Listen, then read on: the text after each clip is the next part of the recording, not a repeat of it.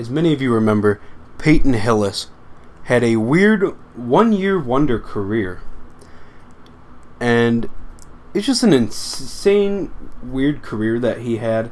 He's a very interesting player. He had a very promising career. He had a lot of potential to make it. But some very few things held him back. And this video is going to be about his career and what happened to him. And let's start at his college days. Back at Arkansas, Peyton Hillis had to play with two All-American running backs named Darren McFadden and Felix Jones.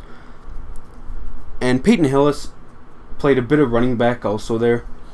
And old Arkansas quarterback Casey Dick said he was the best receiver on that Arkansas team. And really weird thing to say about a running back that's 6'1", 240 pounds.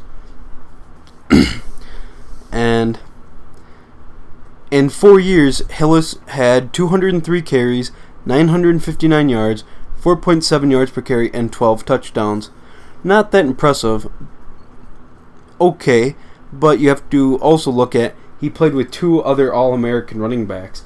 So he didn't really have the full load. He didn't get all the carries. And he had 118 receptions, 1,195 yards, 10.1 yards per reception, with 11 receiving touchdowns. He also returned some punts and kicks, not a whole lot. And in the 2008 NFL Draft, in the 7th round, with the 227th pick, the Denver Broncos select the hulking 6'1", 240-pound back named Peyton Hillis that can return punts and catch like a receiver. His rookie year, he was not actually looked at all. He was way deep on the depth chart. And because of Selvin Young going down with injury and Michael Pittman getting injured in Week 5 and Andre Hall in Week 9 and then Ryan Terrain in Week 10, that made Peyton Hillis go up pretty fast on that depth chart. He started 12 games. No, he played 12 games and he started 6. He had 68 carries for 343 yards, a 5.0 yards per carry with 5 touchdowns. Also adding 14 receptions, 179 yards, and a touchdown. And he had a Week 13 performance against the Jets, which was a 129-yard game.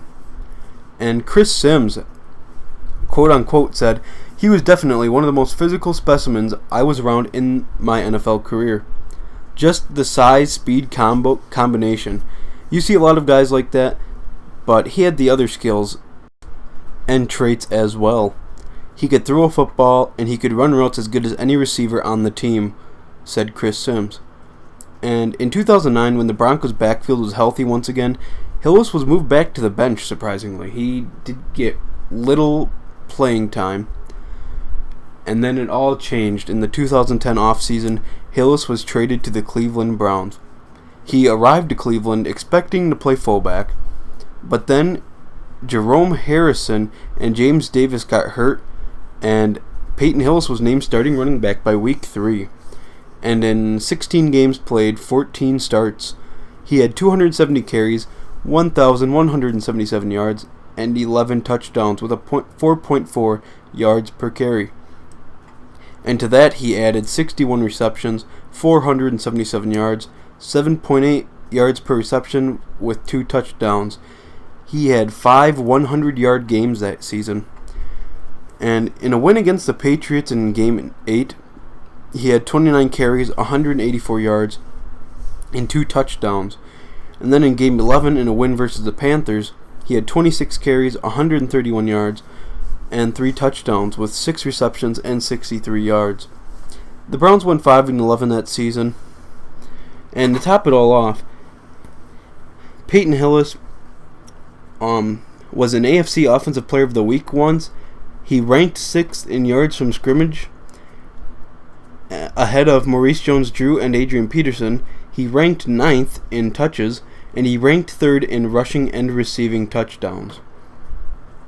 And after that 2010 breakout season, even though Peyton Hillis went off and played the best he ever played in his career, the Browns did go 5-11 that season, which led to the Browns firing head coach Eric Mangini.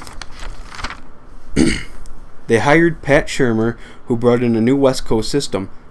there were major staff changes, and the new staff were against giving Peyton Hillis a big contract.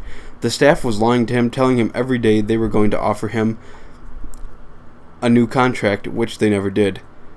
And with this repeated lying, in the third game of the 2011 season, he had strep throat, and his agent told him to sit out, which is usually not his thing. He usually likes to play through injuries, but he decided to do so anyways, just to see what they would do.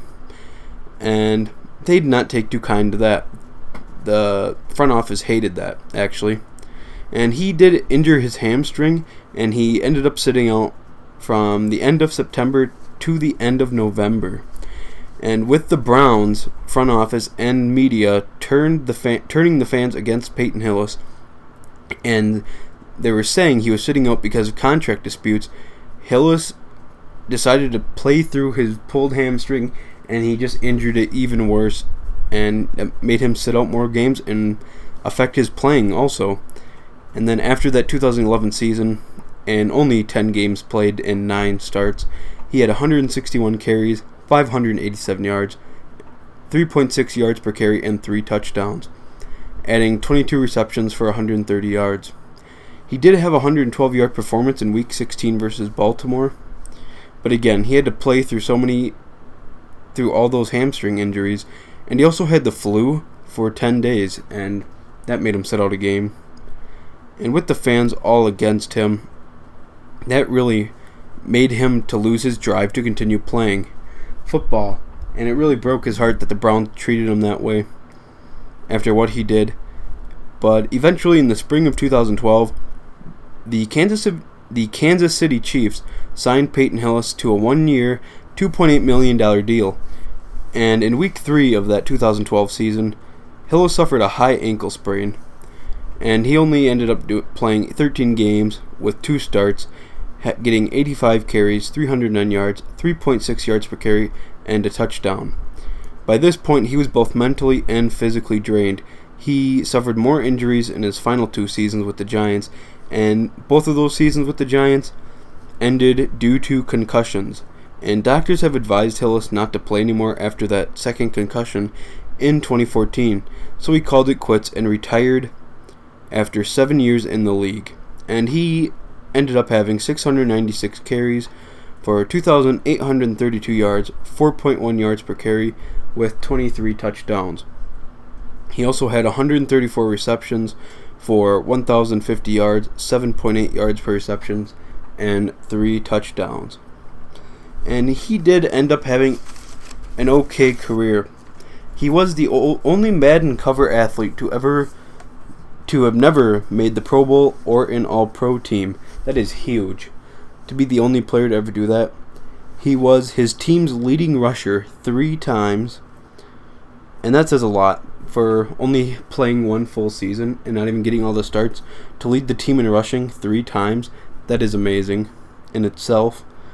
And he has been the only Browns running back to rush for 1,000 yards in a season since that 2010 outbreak season he had. And with all this said, it is so heartbreaking to see such a promising big running back with so much talent, such a true natural athlete, have injuries end his career. But it wasn't only injuries, as you see. The Browns front office had a lot to do with that, lying to the fans, telling them that he's sitting out to contract disputes, turning the fans against him. So I hope you guys all realize Peyton Hillis wasn't bad. He was actually a really talented running back, really good. Just injuries in the Browns front office ruined his career. He was never able to bounce back from that. Especially when you're mentally drained like that. Being mentally drained can ruin your career more than physical injuries itself. So all that said, I really hope you guys like Peyton Hillis a little bit more. And if you really like this video, please leave a like, subscribe, and comment what I should do next and how to make my videos even better than this. I will see you all in the next one.